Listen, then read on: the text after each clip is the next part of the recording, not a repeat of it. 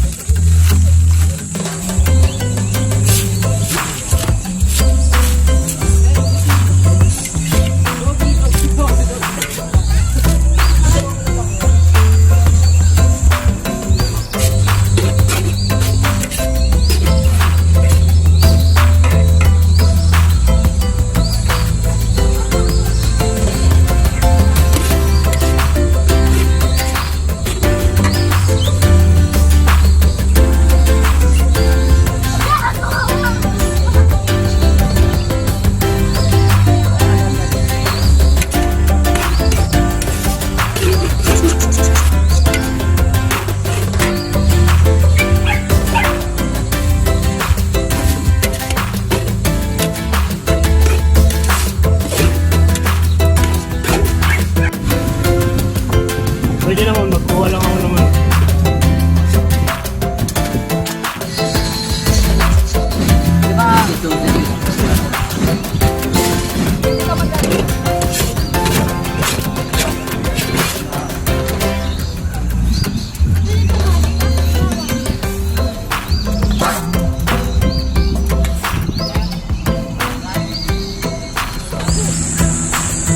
Ha?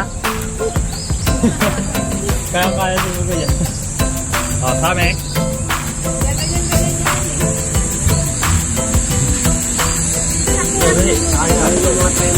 Ay.